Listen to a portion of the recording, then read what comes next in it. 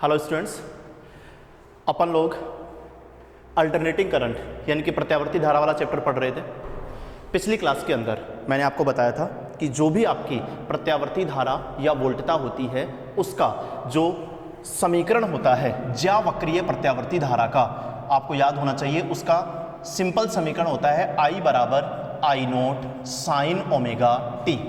इसी प्रकार अगर अपन प्रत्यावर्ती वोल्टता की बात करें तो उसका समीकरण होता है V बराबर V note sine omega T. इसके बाद में मैंने आपको बताया था कि ये जो आपके ज्यावक्रीय प्रत्यावर्ती धारा या वोल्टता के समीकरण होते हैं इनमें 4 प्रकार के मान छुपे हुए होते हैं। वो मान कौन कौन से होते हैं? सबसे पहला मैंने आपको बताया था तात्क्षणिक मान। वास्तव में इधर जो है ये I और इसके अंदर ये जो आपका V लिखा हुआ है, ये I और V दोनों वास्तव में धारा के और वोल्टता के तात्क्षणिक मान को प्रदर्शित करते हैं। दूसरा आपका था शिखर मान या अधिकतम मान। तो जो आपका I नोट है और यहाँ जो आपका V नोट है, ये दोनों किसको प्रदर्शित करते हैं? धारा या वोल्टता के शिखर मान या अधिकतम मान को प्रदर्शित करते हैं। याद होना चाहिए आपको। उसके बाद में थर्ड मैंने आपको बताया था औसत मान। जो आपका औसत मान होता है उसका फॉर्मूला होता है IAV बराबर इंटीग्रेशन IDT बटा इंटीग्रेशन dt, और यहाँ हम लिमिट लगा देते थे T1 से लेकर के T2 तक। यही फॉर्मूला बताया था बेटा मैंने आपको। फिर इस औसत मान से संबंधित मैंने आपको 3 क्वेश्चन सोल्व करवाए थे। क्या क्या सोल्व करवाए थे बेटा? पहला, धनात्मक अर्धचक्र के दौरान। तो धनात्मक अर्धचक्र के लिए हम लिमिट पुट कर देते थे 0 से T/2 तक और सोल्व करके आंसर निकालते थे। तो धनात्मक अर्धचक्र का आंसर आता था IAV बराबर 2I नोट अपॉन पाई। अगर हम ऋणात्मक अर्धचक्र के लिए सोल्व करें तो T की लिमिट हम पुट करते थे T/2 से T तक और इसका आंसर आता था IAV बराबर -2I नोट अपॉन पाई। और नेक्स्ट था आपका पूर्ण चक्र के दौरान। तो पूर्ण चक्र के लिए हम लिमिट पुट करते थे 0 से लेकर के T तक और इसको सोल्व करने से आंसर आता था IAV बराबर 0। ये 3 आंसर्स औसत मान के लिए आपको याद करने थे। चलिए बेटा, अब अपन बात कर रहे हैं चौथे प्रकार का मान। प्रत्यावर्ती वोल्टता या धारा का जो चौथे प्रकार का मान होता है वो आपका होता है वर्ग माध्य मूल मान। फोर्थ आपका क्या है बेटा? वर्ग माध्य मूल मान, या इसको इंग्लिश में बोलते हैं रूट मीन स्क्वायर यानी कि RMS मान। प्रत्यावर्ती धारा का RMS मान ज्ञात करने का जो फॉर्मूला होता है, बेसिक फॉर्मूला आपका होता है IRMS बराबर integration I square dt upon integration dt T1 से लेकर के T2 तक और यहाँ पर भी T1 से लेकर के T2 तक, और फिर इसके बाद में इसके ऊपर हम लोग वर्गमूल और लगाते हैं। तो किसी प्रत्यावर्ती धारा या प्रत्यावर्ती वोल्टता का वर्ग माध्य मूल मान ज्ञात करने का फॉर्मूला क्या होता है बेटा? VRMS बराबर, फॉर्मूला थोड़ा सा टफ है, square root of integration I square dt T1 से T2 divided by integration dt T1 से T2। अपन जनरली क्वेश्चन सोल्व करते टाइम इधर के इस स्क्वायर रूट को हटा देते हैं तो उधर हम IRMS का स्क्वायर ले लेते हैं। एक ही बात है, कोई दिक्कत नहीं है। अब अपन लोग इससे रिलेटेड RMS मान से रिलेटेड एक क्वेश्चन सोल्व कर रहे हैं। यहाँ पर अपने को क्वेश्चन एक ही सोल्व करना है। याद करो, औसत मान में मैंने आपको कितने क्वेश्चन सोल्व करवाए थे बेटा? 3। एक धनात्मक अर्धचक्र का, एक ऋणात्मक अर्धचक्र का और एक पूर्ण चक्र का। RMS मान के लिए हम एक ही क्वेश्चन सोल्व करेंगे, किसका? पूर्ण चक्र का। अच्छा बेटा, तो देखो बेटा, पूर्ण चक्र के लिए हम क्वेश्चन कैसे सोल्व करेंगे? इतना तो आपको पता है कि पूर्ण चक्र का मतलब अपने को T की लिमिट कहाँ से कहाँ रखनी है? 0 से T। और वास्तव में I बराबर आपका क्या होता है? I note sine omega T. तो हम RMS मान कैसे ज्ञात करेंगे? इस फॉर्मूले से। सबसे पहले तो मैं इस फॉर्मूले को थोड़ा सा चेंज करके लिख रहा हूं, IRMS का स्क्वायर, उधर स्क्वायर कर देता हूं तो इधर का वर्गमूल हट जाएगा। यहां क्या बचेगा बेटा? इंटीग्रेशन I स्क्वायर dt 0 से T। T की लिमिट कहां से कहां लेंगे? पूर्ण चक्कर के लिए 0 से T divided by integration dt 0 से t। बोलो बेटा इस चीज़ में किसी को कोई दिक्कत नहीं होनी चाहिए। मैंने IRMS का क्या कर दिया, स्क्वायर, तो बराबर उधर का स्क्वायर रूट हट जाएगा, ऊपर क्या बचेगा, इंटीग्रेशन आई स्क्वायर dt बटा इंटीग्रेशन dt। इस i की जगह हम क्या पुट करेंगे, आई नोट साइन ओमेगा t। तो बताओ अगर इसका स्क्वायर करोगे तो मैं यहीं पर चेंज कर रहा हूं, ये चीज आपकी बन जाएगी आई नोट का square sine square omega t और साथ में क्या आ जाएगा dt। अब केवल अपने को इसको सोल्व करना है। सोल्व करने से पहले जो मान आएगा वो किसका आएगा, IRMS स्क्वायर का, फिर हम उसका वर्गमूल करके IRMS का मान ज्ञात कर लेंगे। चलो ठीक है, इसको सोल्व करते हैं अपन। तो बताओ बेटा IRMS बराबर क्या आएगा, ये आई नोट स्क्वायर कॉन्स्टेंट है तो ये यहाँ से बाहर आ जाएगा, अंदर बचेगा sine square omega t dt 0 से लेकर के t तक, नीचे क्या बचेगा, इंटीग्रेशन dt का समाकलन क्या होता है बेटा t, dt का समाकलन क्या होता है t, लिमिट आ जाएगी 0 से t। Okay next, sorry IRMS का स्क्वायर, IRMS का स्क्वायर बराबर क्या हो जाएगा, ये आपका बच जाएगा आई नोट स्क्वायर। पहले मैं लोअर लिमिट, सॉरी इस वाली चीज़ को सोल्व कर लेता हूँ। तो अपर लिमिट रखेंगे अपन t माइनस लोअर लिमिट रखेंगे 0, तो बताओ नीचे क्या बचेगा, केवल t। तो यहाँ पर बच जाएगा आई नोट स्क्वायर बटा t, इसको मैंने सेपरेट कर लिया है। और यहाँ बचेगा क्या, sine square omega t dt 0 से लेकर के t तक। अब अपने को इसको सोल्व करना है। अब सॉल्यूशन थोड़ा सा टफ है, ये मैथ्स की चीज़ें आपको ध्यान में रखनी पड़ेगी। चूंकि कोस 2 थीटा बराबर होता है 1 माइनस 2 साइन स्क्वायर थीटा। अभी मैथ्स का फॉर्मूला थोड़ा सा ध्यान में रखना पड़ेगा। कोस 2 थीटा बराबर क्या होता है, 1 माइनस 2 साइन स्क्वायर थीटा। तो मैं क्या कर रहा हूँ, इस 2 साइन स्क्वायर थीटा को इधर लेके आ रहा हूँ तो वो प्लस का हो जाएगा, और कोस 2 थीटा को इधर लेके जा रहा हूँ तो वो किसका हो जाएगा, माइनस का। दिमाग लगाओ बेटा, क्या ये 2 साइन स्क्वायर थीटा बराबर 1 माइनस कोस 2 थीटा बच जाएगा क्या। अब इस 2 को भी मैं कहाँ लेके जा रहा हूँ, नीचे। तो बताओ क्या चेंज करके इसको हम साइन स्क्वायर थीटा बराबर 1 माइनस कोस 2 थीटा अपॉन 2 लिख सकते हैं क्या। ये मैथ्स का फॉर्मूला है। मैं यहाँ पर इस ओमेगा टी को थोड़ी देर के लिए क्या मान रहा हूँ, थीटा। ध्यान से समझना बेटा, ओमेगा टी की जगह मैं क्या मान रहा हूँ, थीटा। तो बताओ क्या ये वास्तव में साइन स्क्वायर थीटा ही बन गया क्या। और साइन स्क्वायर थीटा को इस फॉर्मूले से मैं क्या लिख सकता हूँ, 1 माइनस कोस 2 थीटा अपॉन 2। तो बताओ इसको चेंज करेंगे तो हम लोग उसको क्या लिख सकते हैं। ध्यान देना बेटा इस स्टेप के ऊपर।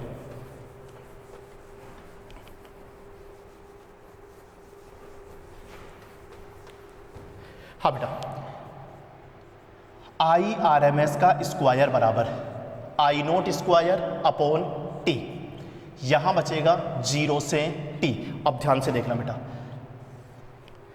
Sine square theta, sine square omega T, omega T को मैंने क्या मान रखा है, थीटा। तो साइन स्क्वायर थीटा बराबर क्या होता है, 1 माइनस कोस 2, और थीटा की जगह हम लोग क्या लिख लेंगे, ओमेगा टी, और डिवाइड में क्या आ जाएगा आपका 2, और साथ में क्या आ जाएगा dt। Sine square omega T को मैंने क्या मान लिया, थीटा। तो ये वास्तव में साइन स्क्वायर थीटा ही बन गया। और साइन स्क्वायर थीटा का फॉर्मूला मैं आपको क्या बता रहा हूँ, 1 माइनस कोस 2 थीटा अपॉन 2। तो ये फॉर्मूला यहाँ पे अप्लाई करो, 1 माइनस कोस 2 थीटा की जगह क्या ले लो, ओमेगा टी डिवाइडेड बाई 2। अब बस इसको अपने को सोल्व करके आंसर निकालना है। बस यही एक इंपॉर्टेंट स्टेप थी, अब कोई दिक्कत नहीं आएगी। IRMS का स्क्वायर बराबर बन गया आई नोट स्क्वायर, इस 2 को इधर बाहर ले लो तो नीचे क्या बच गया बेटा, 2t। सही है। चलो अंदर क्या बचा, इंटीग्रेशन 0 से t, यहां बचा 1 तो 2 तो बाहर चला गया, इस 1 को dt से मल्टीप्लाई कर दो तो यहां बचेगा आपका क्या, dt माइनस, इसका इंटीग्रेशन अलग कर देते हैं, इंटीग्रेशन कोस 2 ओमेगा टी, और साथ में क्या आ गया dt 0 से t।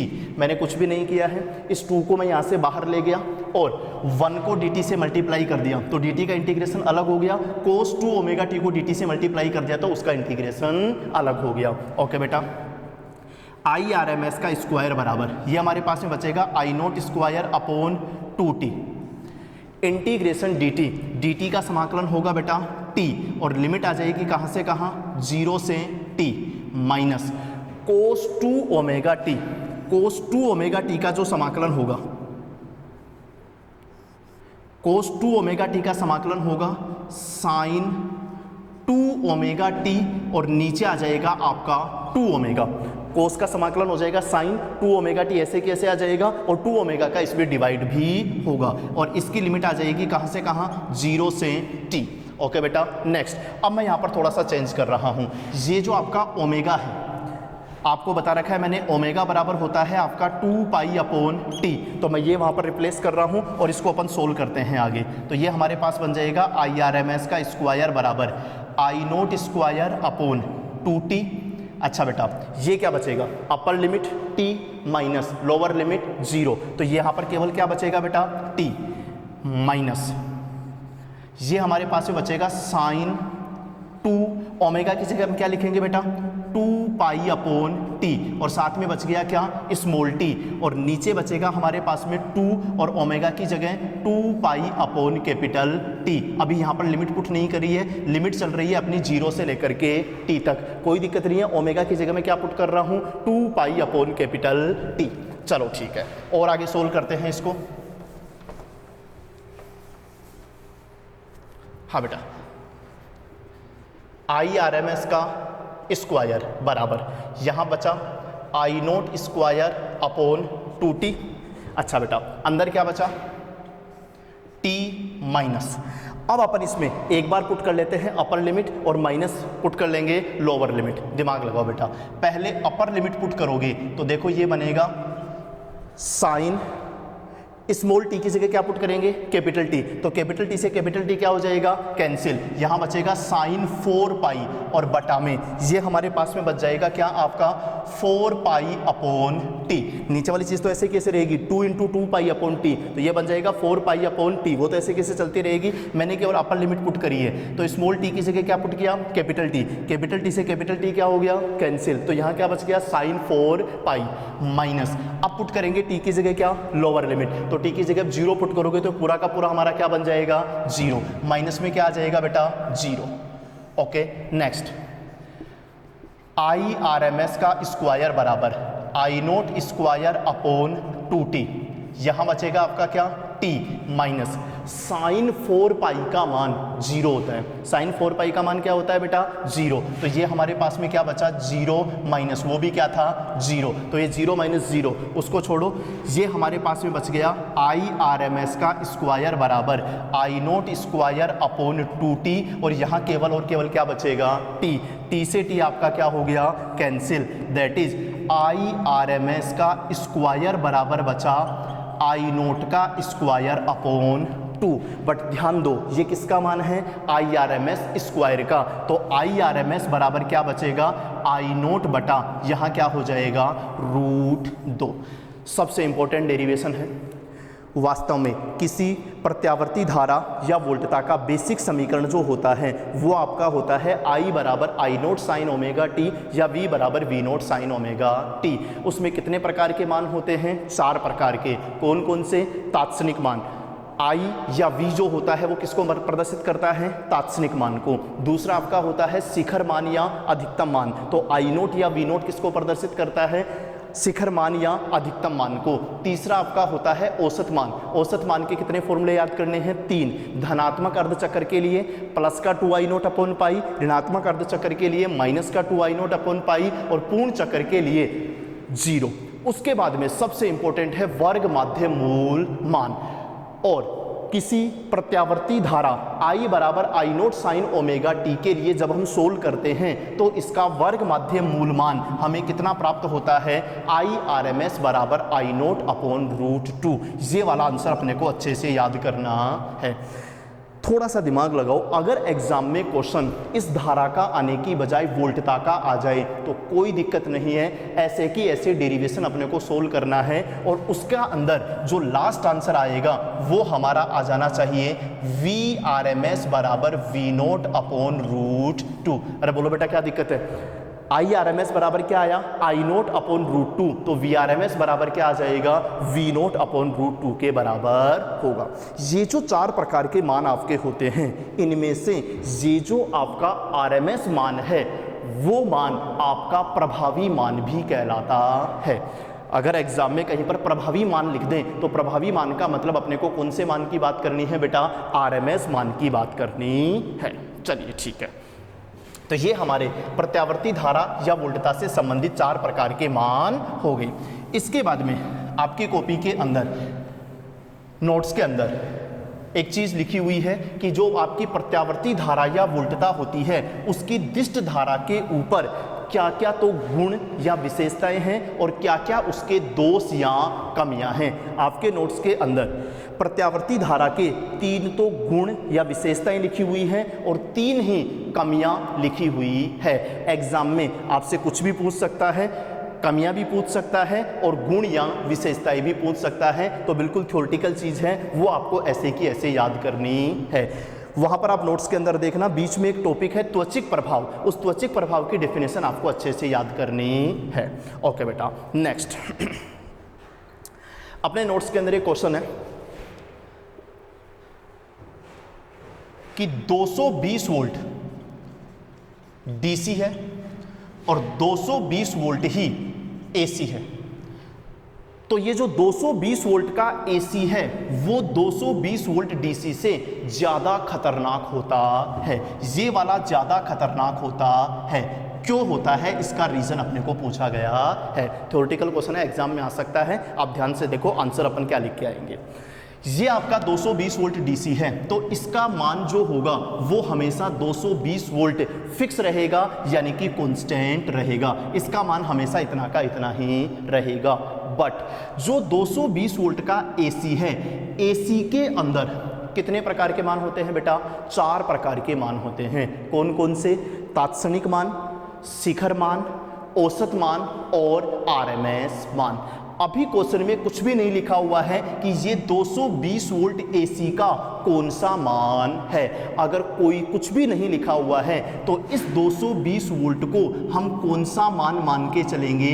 आरएमएस मान मान के चलेंगे। अभी मैंने यही बोला कि जो आपका आरएमएस मान होता है उसको हम क्या बोलते हैं? प्रभावी मान भी बोलते हैं। तो अगर एग्जाम में कुछ भी नहीं लिखा हुआ है तो उस मान को हम कौन सा मान मान के चलेंगे? प्रभावी मान, यानी कि आरएमएस मान मान के चलेंगे। अब ध्यान से सुनो बेटा, वीआरएमएस बराबर हमें कितना दिया हुआ है? 220 वोल्ट। अभी अभी आपने पढ़ा कि चूंकि वीआरएमएस बराबर आपका होता है V0/√2। वीआरएमएस बराबर क्या होता है?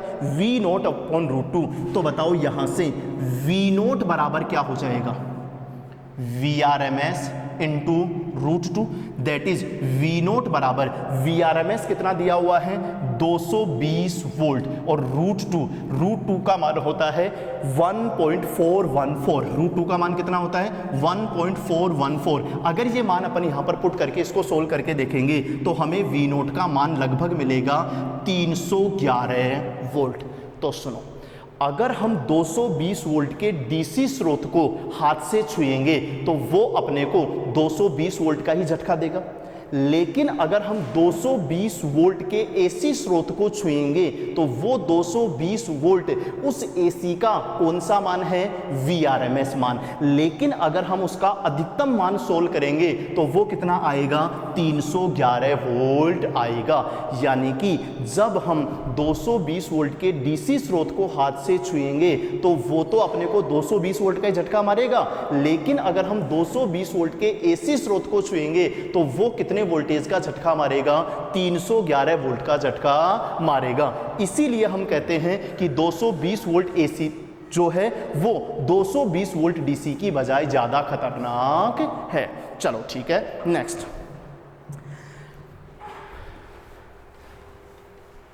नेक्स्ट मैं आपको एक और क्वेश्चन बता रहा हूं। ये शायद आपके नोट्स के अंदर नहीं लिखा हुआ है। जिन स्टूडेंट्स के पास नहीं लिखा हुआ है वो साइड में कहीं पर भी एडजस्ट कर लेना और इस क्वेश्चन को लिख लेना। चलो, क्वेश्चन मैं बाद में सोल्व करूंगा, उससे पहले मैं आपको थोड़ी सी इंफॉर्मेशन बता देता हूं। एक चीज होती है बेटा एमीटर। किसकी बात कर रहे हैं बेटा अपन? एमीटर की। एमीटर किसका मापन करता है? धारा का। एमीटर किसका मापन करता है बेटा? धारा का मापन करता है। एमीटर 2 प्रकार के होते हैं, क्योंकि धारा 2 प्रकार की होती है तो एमीटर भी कितने प्रकार के होते हैं? 2 प्रकार के। एक तो आपका होता है डीसी एमीटर और एक आपका होता है क्या? AC ammeter. एमीटर दो प्रकार के होते हैं, एक आपका होता है डीसी एमीटर और एक आपका होता है एसी एमीटर। जो आपका डीसी एमीटर होता है, आप ऊपर खाली जगह में लिख लो चाहे एक बार, डीसी एमीटर धारा के चुंबकीय प्रभाव पर आधारित होता है। एग्जाम में आ सकता है, नोट्स में नहीं लिखा हुआ है, आप अपने ऊपर खाली जगह के अंदर लिख ले। डीसी एमीटर धारा के चुंबकीय प्रभाव पर आधारित होता है तथा यह धारा के औसत मान को मापता है। जो बातें मैं बोल रहा हूं उनको कॉपी के अंदर ऊपर खाली जगह के अंदर नोट कर लो। वापस बोल रहा हूं मैं, डीसी एमीटर धारा के चुंबकीय प्रभाव पर आधारित होता है एवं धारा के औसत मान का मापन करता है। इसी के आगे लिखो, एसी एमीटर धारा के ऊष्मीय प्रभाव पर आधारित होता है एवं यह धारा के आरएमएस मान का मापन करता है। एसी एमीटर धारा के ऊष्मीय प्रभाव पर आधारित होता है एवं यह धारा के आरएमएस मान का मापन करता है। ये दोनों बातें आपको ध्यान में रखनी है। चलो बेटा, अब इस एमीटर से रिलेटेड मैं आपको एक क्वेश्चन बता रहा हूं, उस क्वेश्चन को भी लिख लो और इसका आंसर भी आपको लिखना है। क्वेश्चन क्या है, लिखो, क्वेश्चन लिख लो आप। किसी परिपथ में प्रवाहित होने वाली धारा I बराबर 100 साइन 200 पाई टी के अनुसार परिवर्तित होती है। यदि इसमें पहला क्वेश्चन डीसी एमीटर लगा दिया जाए तो उसका पाठ्यांक क्या होगा। दूसरा क्वेश्चन लिखो, एसी एमीटर लगा दिया जाए तो उसका पाठ्यांक क्या होगा। पूरा क्वेश्चन मैं वापस बोल रहा हूं, किसी परिपथ में प्रवाहित धारा I बराबर 100 साइन 200 पाई टी के अनुसार परिवर्तित हो रही है। यदि इसमें पहला क्वेश्चन डीसी एमीटर लगा दिया जाए तो उसका पाठ्यांक क्या होगा, एसी एमीटर लगा दिया जाए तो उसका पाठ्यांक क्या होगा। बिल्कुल आसान सा क्वेश्चन है, कोई दिक्कत नहीं है। पहले क्वेश्चन का आंसर एग्जाम में पूरा लिख के आएंगे। चूंकि डीसी एमीटर धारा के औसत मान का मापन करता है एवं पूर्ण चक्र के दौरान धारा का औसत मान सदैव 0 होता है, इसलिए डीसी एमीटर का पाठ्यांक I बराबर 0 होगा। वापस सुनो, अपने को धारा I बराबर 100 साइन 200 पाई टी दे रखी है। बताओ बेटा ये धारा कौन सी है, क्या ज्यावक्रीय प्रत्यावर्ती धारा है क्या? बोलो बेटा, ये जो आपकी धारा है वो आपकी क्या है, ज्यावक्रीय प्रत्यावर्ती धारा है। पहला क्वेश्चन, डीसी एमीटर कौन से मान का मापन करता है, औसत मान का मापन करता है और पूर्ण चक्र के लिए धारा का या प्रत्यावर्ती धारा का औसत मान क्या होता है, 0, इसलिए इसका पाठ्यांक I बराबर क्या होगा, 0। दूसरे का आंसर लिखो, चूंकि एसी एमीटर धारा के आरएमएस मान का मापन करता है अतः इसका पाठ्यांक क्या होगा, I RMS बराबर, बताओ बेटा RMS मान का पूर्ण चक्र के लिए फॉर्मूला क्या बताया है, I RMS बराबर I0 बटा √2।